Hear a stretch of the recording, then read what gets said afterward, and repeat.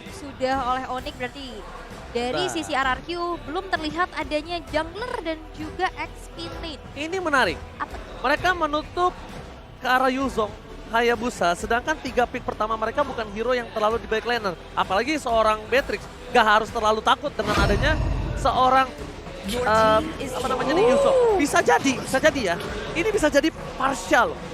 Bisa Iya. jadi partial, Groknya di samping, dan ini Paramisnya akan berada di arah Roamer. Tapi itu Aku malah berpikir kalau teman-teman dari Onyx bisa bawa Estes di sini.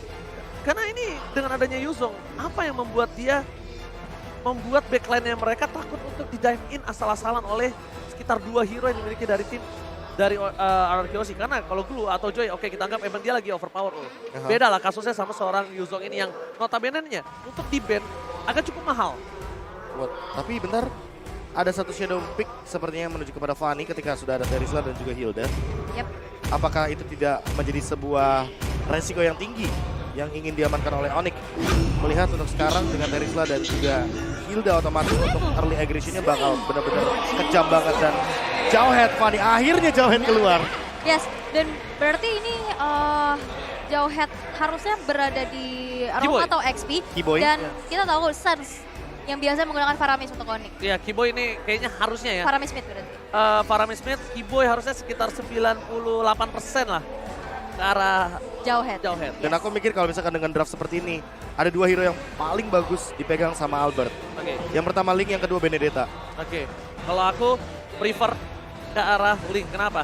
Kita tahu dengan adanya banyak banget hero CC, ini Benedetta ini bakal benar-benar porak-poranda Profesor. Aha. Beda, case-nya bukan pakai Petrify, case-nya nggak pakai Execute. Ya tapi Retribution. Iya, tapi dia pakai Retribution. Yap.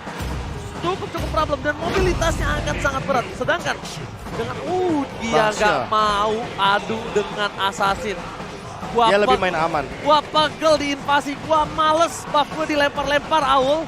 Ada baiknya ya udahlah pakai hero yang ditabrak dari depan dan gua bisa dibilang akan menjadi korban. Nah, ini sekali lagi gua sebut ketika gua kemarin podcast sama Profesor KP, gua udah bilang beberapa tim-tim kuat di dunia bahkan aku melihat junglernya itu bukan sebagai ujung tombak, Yap. Tapi pelengkap. pelengkap. Kalau tambahkan yang initiate ya bahkan ya. Bisa, betul. Benar-benar setuju.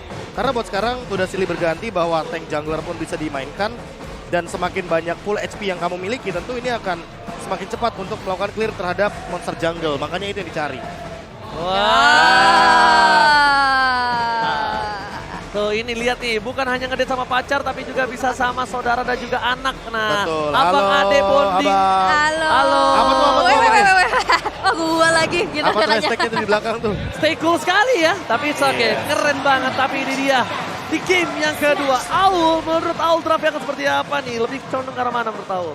Nih, 3 hero frontline dari Onyx harusnya bisa lebih sustain. Dan kita bisa lihat nanti harusnya early aggression yang akan dilakukan dengan adanya Grok yang dimiliki oleh dari RRQ. Oke, tapi ini bisa juga menjadi sebuah masalah untuk tim RRQ. Kita tahu gimana permainan Fanny dari seorang Kairi. Wow. Tapi di art top lane sana ternyata invasi yang dilakukan Halo. oleh tim Wow. RRQ.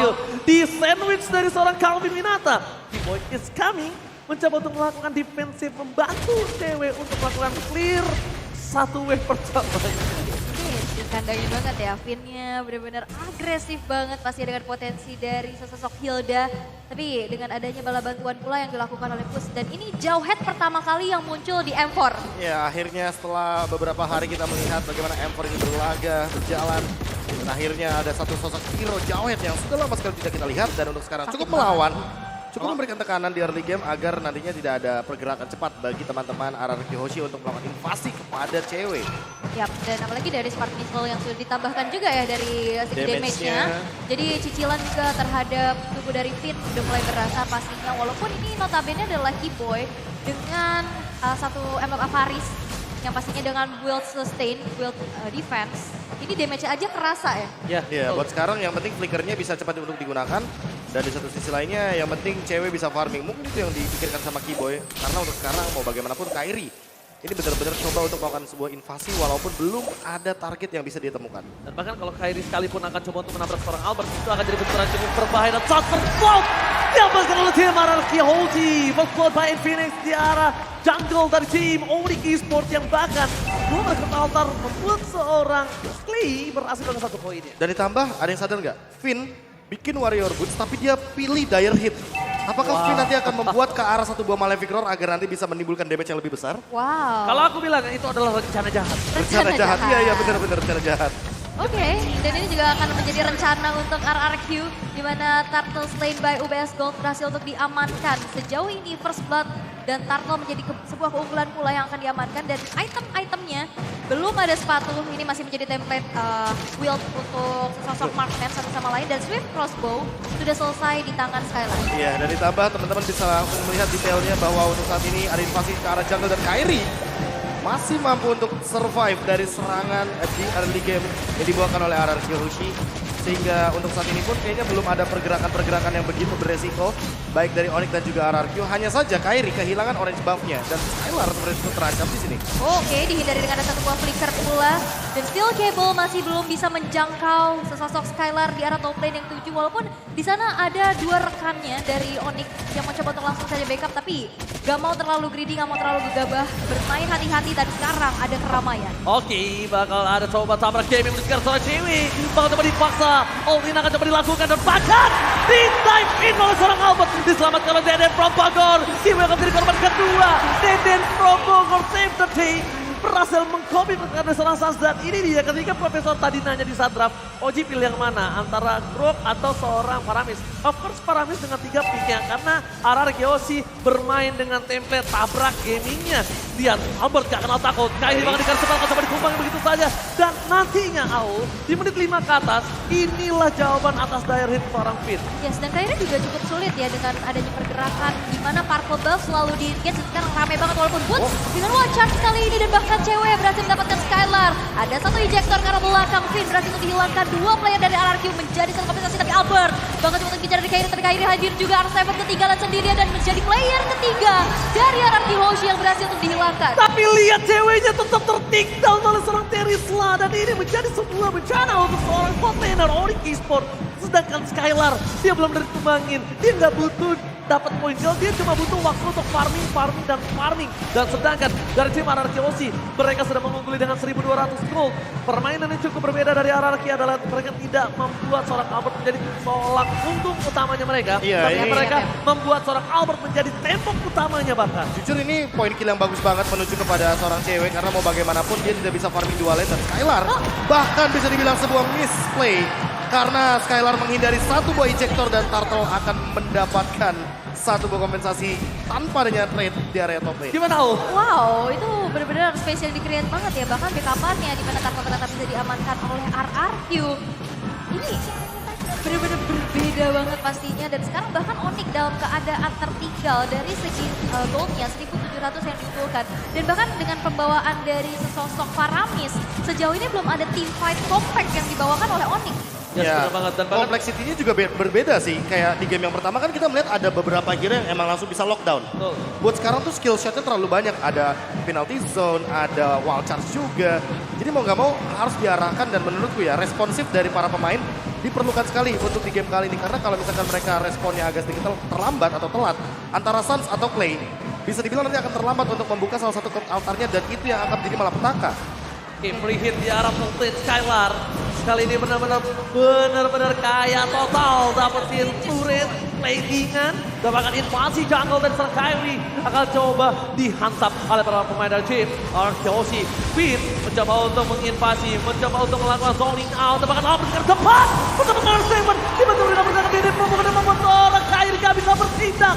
Karena Mani tanpa patoba bagaikan tanpa kamu tak akan berdaya lemas. Dengkul yang tak bisa bergerak Aul. Tapi ternyata di arah top lane cewek berhasil untuk bertahan pula walaupun ada satu pergerakan dari Clay dengan Arcane Shade dari Shadow Strike mengeksekusi cewek di arah top lane 1 tukar 1 tapi outer turret yang begitu mahal pastinya di arah tengah bakal coba untuk dicicil sedikit demi sedikit oleh teman-teman RRQ. Di atas menit 5 rencana jahatnya telah berhasil. Dire hit is aktif. Yang benar-benar udah aktif sekarang dan akan mengancam tentunya bagaimana pergerakan dari teman-teman tim Onyx Esports. Finn bahkan sudah selesai dengan Blade Armor. Itu bisa dibilang item pertamanya. Jadi cewek benar-benar ditekan sekali agar tidak bisa farming 2 lane. skenario yang tadi di game pertama dibawakan oleh Skylar seperti tidak akan berada di tangan cewek juga.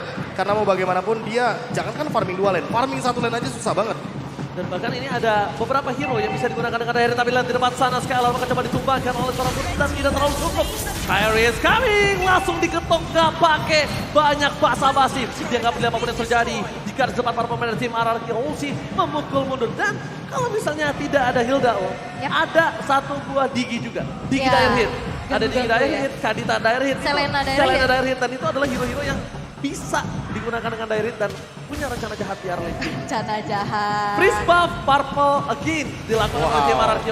Wow. Baxia tidak butuh purple, tapi Baxia akan menginvasi purple yang dimiliki dari seorang Onyx Esports karena Kyrie terlalu dipeni dengan purple buff yang mereka miliki. Dan lihat dengan 1 detik kembali tim RRQ 4 orangnya udah standby on positional. Yap, bakal coba untuk split push aja dan bahkan purple buff tidak akan bisa kembali jatuh untuk Kyrie. Boots, one shot defensif, tidak bisa gitu mempertahankan dan hanya ada satu alter turret yang menjadi kompensasi di arah atas. Dan akhirnya aku melihat ini dari tim Indonesia loh. Yes. Yang melakukan skenario seperti ini. Tabrakan seperti yang akan terjadi lagi. Dan Pakai Clay langsung menggunakan flickernya untuk menyelamatkan seorang Finn. Mundur ke arah belakang. Kyrie gak punya purple buff, lumpuh tak berdaya para pemain tim RRQ. 5.000 gold difference. Ya Onyx Esports, Kyrie cuma bisa melakukan split push. Itu the best thing yang dia bisa lakukan sekarang. Bahkan Kyrie mencoba untuk masuk ke dalam busnya aja. Dia gak berani. Albert mau di instant pick off, mau di cutthroat, mau digesek sampai kabelnya rusak jadi nirkabel. Gak bisa. Jadi wireless ya. Iya.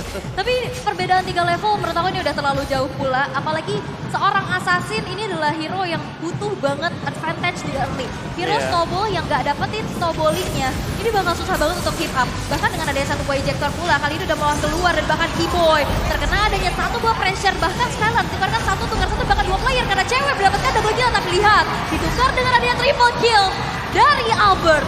Gila triple kill by Infinix, di dive in asal-asalan, ditabrak gaming, bahkan dengan Skylar ditumbangin, RRQ gak mengendorkan sama sekali tim fight yang dia miliki. Dan bahkan ini agak cukup berbeda ketika RRQ biasanya dengan 3 player terus mereka tidak mau engage di arah core-nya. Tapi dengan untung 5.000 gold, gak ada dilepasin kesempatan nafas di input. Iya, yang pertama 5.000 gold, yang kedua adalah karena tank jungler, jadi akan lebih kuat sekali bagi Albert dan makin cepat ketika menimbulkan sebuah efek true damage kepada sosok Lord yang begitu tebal di depan sana. Dan untuk sekarang purple buff-nya mungkin akan diamankan oleh Kyrie karena mau bagaimanapun perbandingan dari waktu di area Lord menuju ke area purple buff agak sedikit lama. Tapi nggak masalah, buat Albert yang penting adalah Kyrie tidak bisa memberikan serangan agar nantinya teman-teman dari RRQ bisa fokus untuk langsung melakukan sebuah engage terhadap turret yang begitu mahal. Oke, akhirnya Kyrie bisa mendapatkan purple buff-nya ya. Di menit yang ke-9, walaupun pastinya dengan adanya player ke-6, Lord yang belum enhance secara muncul ketika di top lane. Masih mencoba untuk mempertahankan satu inner turret, tapi tidak bisa karena lihat damage yang diberikan oleh Skylar. Apalagi dia bawa satu aksi penjagaan yang begitu luar biasa dari Finn. Tidak bisa tersentuh sama sekali. Tidak bisa tersentuh, tapi Mo tidak masuk lane bebas, tidak ada yang bisa mengawal dari tim Onyx Esports. High ground defensif juga mereka minim. Di game sebelumnya mereka punya Lilia pun saja tidak bisa dibendung, apalagi sekarang tidak ada Lilia. Sans for covering up. Bahkan stack yang diberikan Sans juga masih belum cukup. Mungkin nanti ada satu hal, ace yang bisa diselamatkan oleh tim Onyx Esports adalah gimana caranya barir dari Boot menutup gameplay RRQ. Wildcats akan keluar bersama dengan pergerakan dari seorang Kyrie. Mungkin itu ace terbaik yang bisa dilakukan oleh tim Onyx Esports, Profesor dan juga Ahol. Ya, tapi untuk membuat skenario tersebut banyak banget yang perlu dikorbankan. Dan harus lebih berhati-hati ketika kita melihat bahwa ada 7.000 gold differences. Jadi perbedaan goldnya udah terlalu jauh banget dan Albert sekalipun ini sulit untuk di take down. Dia punya antivirus, dia bahkan akan menuju kepada Radiant Armor agar tidak bisa dibilang Sansnya memiliki damage yang burst. Dan kalau misalkan di satu sisi kita melihat juga grok dari Boots dengan menggunakan satu buah emblem yang cukup resiko di sana. Purple buff-nya miss dan akan ada team fight. Wildcats dikeluarkan dari big line, masih bersama kalau satu mundur ke arah belakang dan Boots di sini dibalikkan kembali keadaannya. Lihat, playdown dari cewek aja cuma bisa menghilangkan curse altar, sedangkan team fight yang terjadi, Sans pun udah ngebuka dengan sebuah curse altar yang dia miliki dan tetap harus kehilangan Bootsnya. Yes, dan Kyrie pun mau masuk banyak banget pertimbangan, apalagi dengan energi yang boros pastinya, tidak ada purple buff kembali. Dan seperti dari RRQ juga mereka bermain sangat-sangat disiplin, mereka nggak terlalu memaksakan kehendak dan melihat 40 detik lagi Lord yang kedua. Sesaat lagi bakal muncul. Oke, official Mercedes partner M4 by King bisa kalian dapatkan di Boots di tenis outdoor sana. Ada. Jangan sampai ketinggalan karena ingat ini eksklusif hanya selama M4 Hour. Spesial ya? Spesial. Ya, dan pastinya kalian bisa visit booth-nya seperti apa yang Ranger Mas bilang. Dan sekarang Hunter Strike sudah dikantongin oleh Kairi. Hunter Strike. Lebih memilih ke arah damage atau defense kalau Aul sendiri ketika Fanny-nya berada di dalam kondisi seperti ini? Butuh damage sih. Butuh damage ya, maupun defense Stun juga. ya? Apalagi kalaupun defense juga dari segi atribut yang sudah dimiliki oleh teman-teman RRQ dengan 9.000 gold unggul, gak cukup. Gak cukup sama sekali. Malah menurutku yang tidak boleh dilakukan oleh Onyx adalah jangan memunculkan Suns-nya dalam team fight. Agar klien-nya tidak bisa mengambil satu buah cloud altar, sehingga nanti RRQ tidak memiliki cloud altar dalam team fight. Berarti pre-match, pre-fight-nya ya? Iya, Bukan- pre-fight-nya. Bukan pas fight ya? Iya. Berarti pre-fight sampai fight itu terjadi, tidak ada seorang Sasabi Sans terdeteksi. Mundur ke arah belakang, R7 versus Fanny. The top kali ini mencoba untuk bertahan, tapi flicker yang diberikan untuk mundur ke arah belakang. Tandanya, darah bottom lane nanti Aul, team fight-nya tidak dibuka R7. Yang harus sudah diperhatikan Onyx, akan ada satu buah lane yang bisa membuka ini. Mungkin dari Onyx yang bakal diandalkan untuk bisa clear cepet ya cewek. Ini satu-satunya yang bisa nge-spray down dengan Ibirus pastinya. Dan sekarang Kairi mencoba untuk menunggu terlebih dahulu di arah bawah. Tapi nampaknya dipaksa untuk recall. Mengingat tidak ada energi kalau kesergap ini bakal jadi bahaya banget. Dengan skill cable yang sekarang sudah dimainkan. Dan ini dia, semua penetrate yang sudah digunakan pula oleh cewek. Clear wave yang begitu cepat. Itu benar-benar instan banget respon yang dilakukan sama Araki, sekalipun hanya melihat Kairi loh di depannya. Dan untuk sekarang Clay masih belum mendapatkan satu buah IMU-nya, benar-benar dalam posisi yang tidak bisa disentuh. Dan itu bagus sekali, tapi lihat Kairi terperangkap. Hilang instant recall. Dan saya berada ke depan mencoba untuk melakukan satu mau watch out for covering up. Saat akhirnya berhasil datang dan dibalaskan kembali. Arakiosi mau memantapkan diri, mendapatkan poin di game yang kedua. Ini tidak ada yang namanya dikasih kendor sama sekali untuk team fight. Front to back gaming is real di game yang kedua. 14 menit game berlangsung, hampir 12.000 network yang bisa didapatkan oleh RRQ. Dan kita lihat juga Onyx yang hanya bisa bertahan dengan adanya satu lagi alternatif yang bisa diajukan dari top lane. Tapi lihat penalty zone berhasil untuk bisa mengenai 2 orang sekali. Tapi lihat 3 player dari Onyx berhasil dihilangkan double kill from Skyland. Dan 4 lagi tersisa dari cewek sendiri dan tak bisa defense karena base-nya akan menjadi milik RRQ Woshi. Alright, Woshi take the game too. Para pemain dari tim Indonesia kali ini mereka sama-sama berjuang. Onyx Esports dengan power dari Kairi-nya. Tapi ternyata itu dia jawabannya. Kairi kita kasih Fanny, Yap. first pick Fanny, atau apapun di first space-nya diambil Fanny. Gua kasih jawabannya. Karena Kaninya itu sengaja dikasih. Sengaja. Ya makanya aku masih sempat heran. Last pick Fanny sangat berisiko sekali. Ketika kita ngomongin soal tadi di fase ban and pick dan ternyata dijawabkan begitu saja dengan Baxia. Padahal sudah ada Hilda dan Hildanya dengan dire hit. Ini benar-benar on point banget dan ditambah dengan power yang di early game sudah dikendalikan sedemikian rupa dan akhirnya mungkin aku ntar malam bisa tidur nyenyak karena aku sudah melihat bagaimana metode free stop dibawakan oleh salah satu tim dari Indonesia. Ya.